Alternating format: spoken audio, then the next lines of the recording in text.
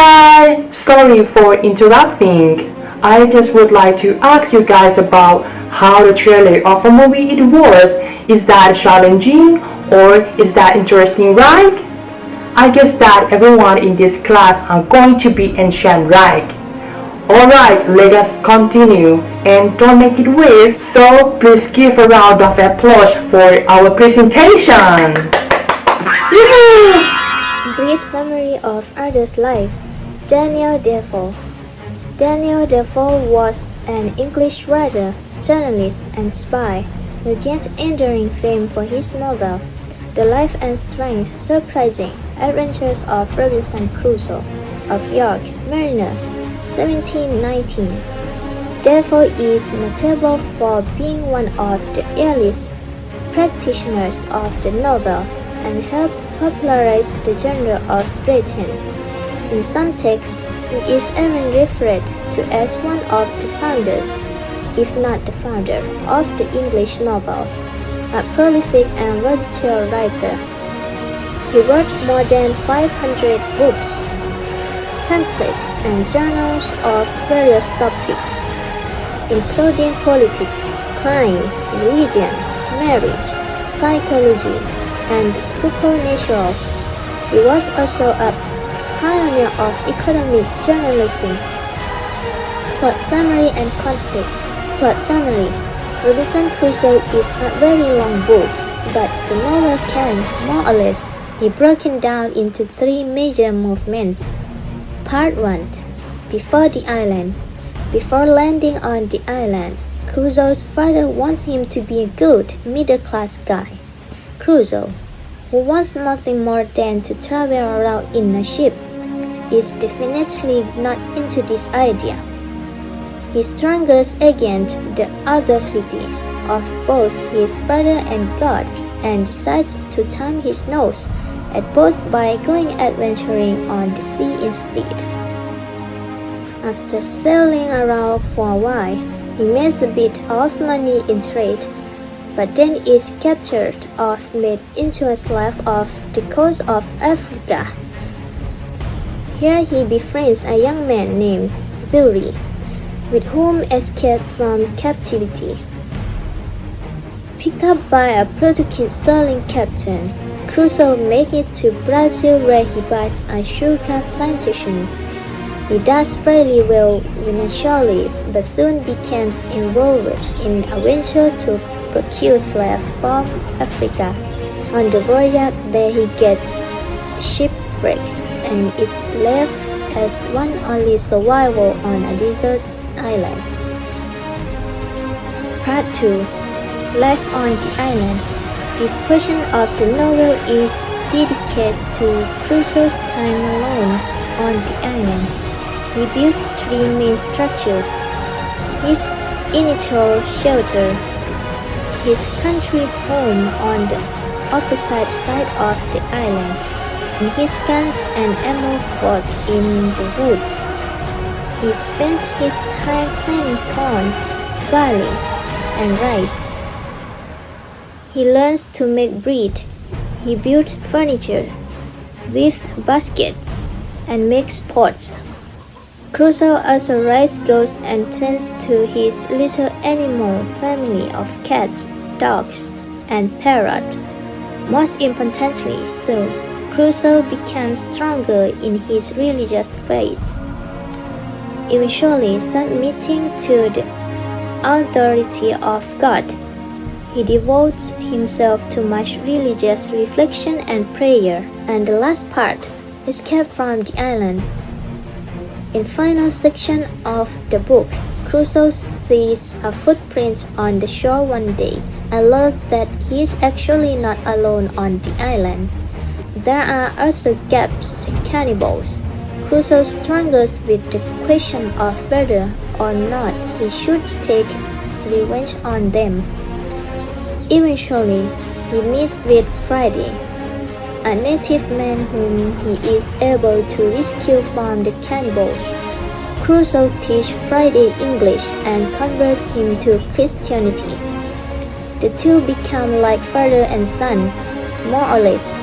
Friday and Crusoe also rescue a Spaniard and Friday's father from a different group of cannibals. Eventually, an English longboat full of sailors lands on the island. Crusoe learns that the men have money against their captain. After Crusoe helps restore order to the ship, the men and captain pledge allegiance to Crusoe and agree to take him home. Crusoe then returns to Europe that Friday, where he comes into a great deal of money from his sugar plantations. Crusoe gets married and eventually revisits the island in his late years. The novel ends with promise of more adventures for him in the sequel.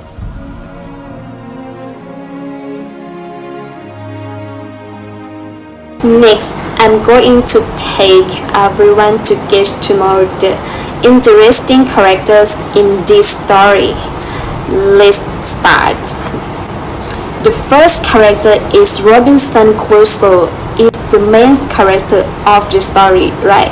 Crusoe sets sail at 19 years of age, despite his father demand that he stay at home and be content with his middle station in life. Crusoe eventually established a farm in Brazil and realized he is living the life his father planned for him, but he's half a world away from England. Crusoe agreed to sail to the Guineas Coast Fortress for slave, but when a terrible storm blows up, he is marooned on an island alone. Guys, he spent 35 years there, and his time on the island formed the basics of the novel. The second character is Captain's widow. Captain's widow is the wife of the first captain to take young Crusoe under his wing. Crusoe leaves his savings with the widow, who looks after his money with great care. Crusoe sees her again after he leaves the island and returns to England. And she encourages him to settle in England. The next character is the captains of the ship. The captains of the ship that rescued young Crusoe and Surrey. These men befriend young Crusoe and offer him money and guidance. They reunite after Crusoe 35 years on the island. And finally, we come to the interesting character that can be missed in this story. That is Friday. Friday is a savage whom Crusoe rescued from the certain death at the hands of the cannibals. Friday is handsome, intelligent, brave, and loyal, none of which are the qualities usually associated with a savage. He serves Crusoe and faithfully thought of his life. And all of these are the interesting characters in Robinson Crusoe. The next topic I'm going to present about theme of the Robinson Crusoe. The first theme is self-reliance. He shows self-reliance in building his plantation in Brazil, and most clearly and indefatigably, he used his self-reliance to survive on the island. Of course, it describes how he builds his castles for both comfort and defense. Crusoe has few materials available to him, but he managed to use what he does have in creative ways to build a comfortable and safe home on the island. The second theme is nature. Nature is one of the chief actors in guiding the plot. It is a nature that blows Crusoe's ship onto the sand near the island, and that casts Crusoe alone of all the men on that ship onto the shores of the island. It is a nature that provides of the plenty that Crusoe enjoyed on the island, from the goats that nourish him to the parrots that give him company, to the seeds that grow and become the source of much of his during his years on the island. And the last thing is Christianity. Crusoe relies on God to take care of him and also fear God's punishment for abandoning his family and for his lack of faith and gratitude on past occasions. He finds his quality of life improve as his faith in God becomes stronger. In the end, he realizes that in teaching Christianity to Friday, he has become a better and more understanding Christian himself. However, at the end of the novel, he decided against accepting embracing, in part because he does not wish to live among Catholics, and his motivates him to continue. Crusoe's opening words in Chapter 1 show us the fact-oriented, practical, and unsentimental mind that will carry him through his ordeal. Crusoe introduces his parents objectively through their nationalities, professions, and place of origin and residence. There is no attachment either here or later when Crusoe leaves his parents forever. In fact, there is no expression of affection whatsoever. The passage also shows that leaving home may be a habit that runs in the family. Crusoe's father was an immigrant, just as Crusoe later becomes when he succumbs to his rambling thoughts and leaves England. Crusoe's originally foreign name is an interesting symbol of his elegant status, especially since it had to be changed to adapt to English understanding. We can see that Crusoe has long grasped the notion of adapting to one's environment and that identity, or at least name, may change when people change place. This name change foreshadows the theme of Crusoe changing in identity on his island when he teaches Friday that his name is Mother.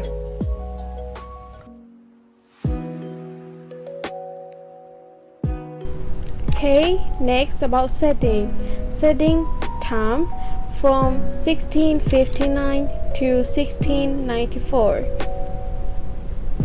And setting place: York, England, then London, then Surrey, North Africa, then Brazil, then a deserted island of Trinidad, then England, then Lisbon, then overland from Spain toward England, then England, and finally the island again. Okay, the next is tone. The tone is mostly neutral.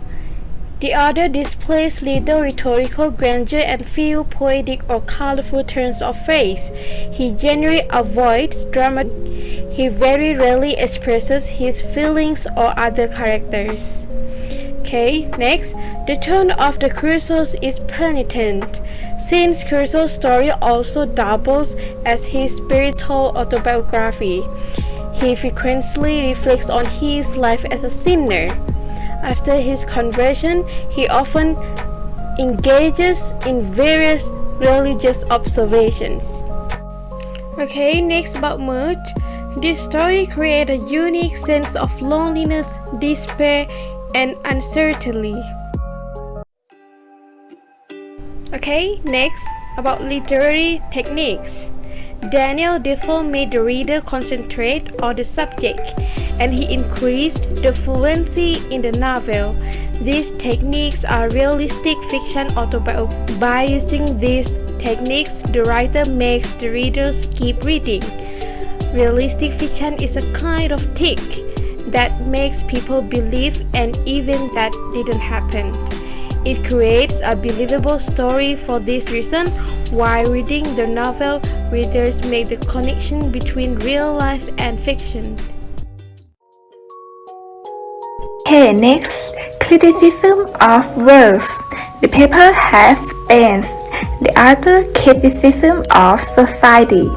Make an outlook towards a problem and create a perfect solution for character, both physically and mentally.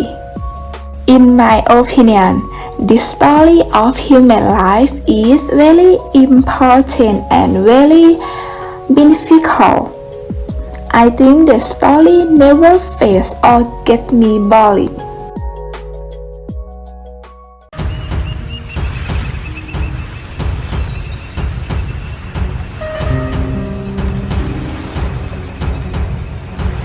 Robinson Crusoe, as a young man, loved to sail to distant lands. His father did not approve of Robinson being a sailor, but he let Robinson make his own decisions. Robinson Crusoe wanted to become a sailor.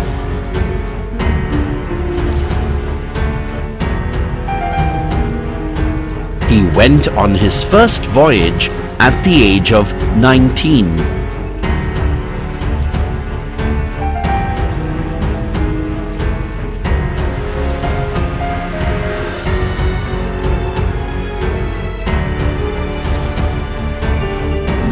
It was a disastrous voyage. There was a heavy storm.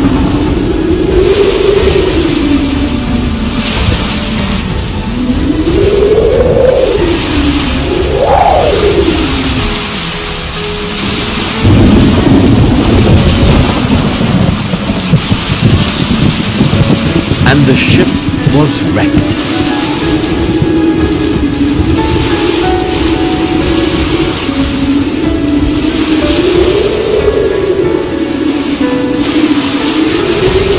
Robinson survived, but did not go home. He went to Brazil.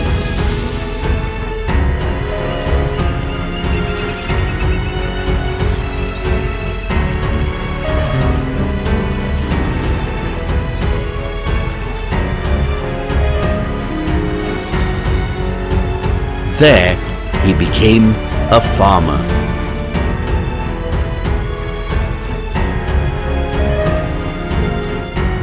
In time, Robinson Crusoe made a lot of money in Brazil. This he reinvested in other businesses.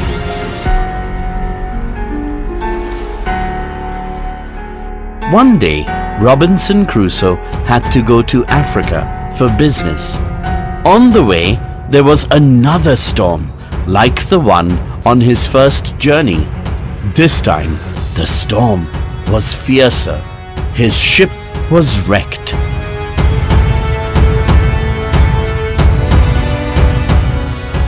And Robinson Crusoe was washed to a lonely, uninhabited island.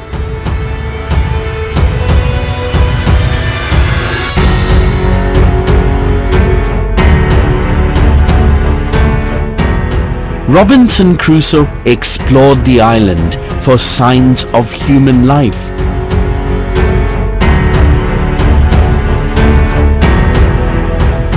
But there were none.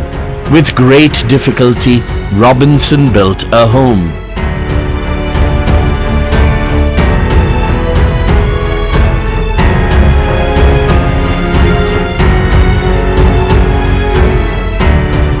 His expertise in farming helped him in this.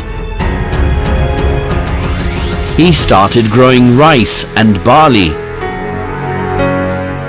Robinson Crusoe tamed a few goats for milk, from which he learnt to make butter and cheese. 26 years passed in this lonely way for Robinson Crusoe. He craved for company. One day, he saw footprints on the beach.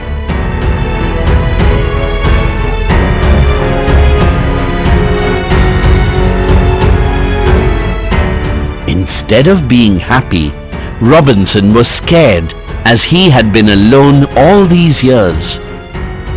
Robinson had made sharp weapons which he now carried around for self-defense. He also had a gun which he had preserved and kept since the time he was shipwrecked. He carried that too with him.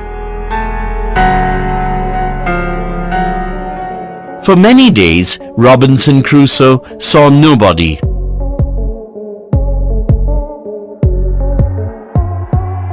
But one evening, he saw about a dozen men. They were pirates from another land. The pirates left the island after a few days. Robinson Crusoe felt safe, but he knew the pirates would come back. One morning, Robinson saw the wreck of a ship. He ran to it and saw that it was a Spanish ship, and in it was a survivor, a middle-aged man. Robinson Crusoe took the man to his hut.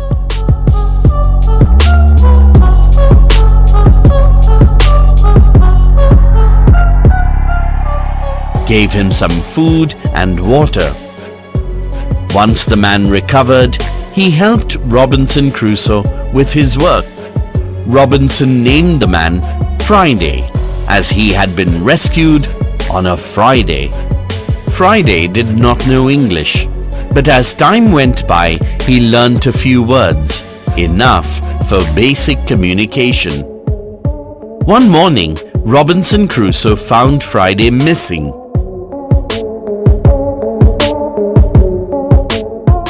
He suspected that the pirates were back and had captured him. He went in search of Friday and found him just as the pirates were about to throw him into the sea. He rushed into their midst, fighting them with his weapons, and rescued Friday.